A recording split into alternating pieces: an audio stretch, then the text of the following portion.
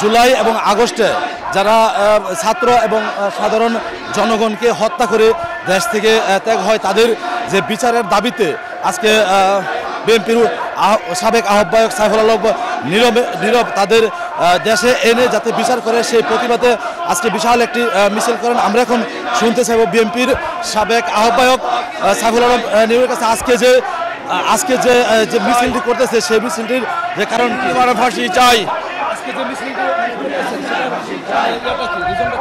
আমরা ফ্যাসিস্ট শেখ হাসিনা সহ তার দোসর এবং এই এলাকার কুখ্যাত স্বরাষ্ট্রমন্ত্রী কামাল সহ সবার গ্রেপ্তার এবং ফাঁসির দাবিতে আজকে এই হাতিঝিলের জনতা একত্রিত হয়ে আজকে মিছিল করছে। আমরা মনে করি আমরা বাংলাদেশের জনগণ আজকে তারেক রহমানের নেতৃত্বে আজকে ঐক্যবদ্ধ আছে। আমরা তারেক রহমানের নেতৃত্বে বাংলাদেশে গণতন্ত্র ফিরিয়ে আনবো, বাংলাদেশের ভোটারকে আমরা ফিরিয়ে আনবো, এটা আমাদের বিশ্বাস। আমরা মধুবাগ মাঠ থেকে শুরু করে নোয়াটালা হয়ে মগবাজার মোড় হয়ে আমরা দিল্লি রোড হয়ে আমরা ব্যায়াম কলেজের সামনে গিয়ে শেষ করব।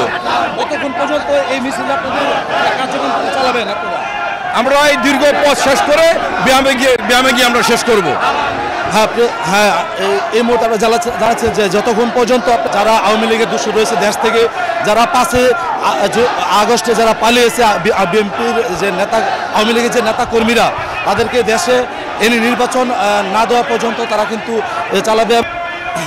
আপনি এখন দেখতে পাচ্ছেন যে বিএনপির সাবেক আহ্বায়ক সাইফুল আলমের নীরবের বিশাল বড় একটি মিছিল এবং দেশে যারা জুলাই আগস্টে দেশ থেকে যারা পালিয়েছে এবং তাদেরকে দেশে এনে তাদের বিচার করতে হবে এবং তারেক রহমানের যে 31 দফা দেশ সংস্কারের জন্য দিয়েছেন অতি দ্রুত যাতে নির্বাচন দিয়ে এই সংস্কারগুলো পালন করে এবং দেশের মানুষ শান্তিতে থাকতে পারে এবং এই 31 দফা পূরণ হলেই দেশ কিন্তু আসলেই শান্তিতে থাকবেন বলে তারা মনে করেন। যতক্ষণ পর্যন্ত 31 দফা পূরণ না হবে ততক্ষণ পর্যন্ত এই দেশে যে বর্তমানে যে সমস্যাগুলো রয়েছে, যে হট্টগোল সৃষ্টি হয়েছে সেই হট্টগোল কিন্তু থাকবেন এবং শেখ হাসিনা সহ কিন্তু যাদের বিরুদ্ধে জুলাই আগস্ট ছাত্র হত্যার যে মামলা রয়েছে সেই তাদেরকে দেশে এনে সবাইকে বিচারের আওতায় আনতে হবে বলে জুলাই আগস্টে যারা ছাত্র এবং সাধারণ জনগণকে হত্যা করে দেশের বাইরে চলে গেছেন তাদেরকে অতি দ্রুত দেশে এনে বিচারের দাবি জানান সাইফুল আলম বিএনপি সাবেক আহ্বায়ক সাইফুল আলম নীরব এবং দেশে যে 31 দফার সংস্কারের দাবি দিয়েছেন এবং সেই সংস্কারগুলো অতি তাড়াতাড়ি পূর্ণ হওয়ার জন্য তার দ্রুত নির্বাচনের দাবি করেন। Shahriar Masum, Asian television, Dhaka.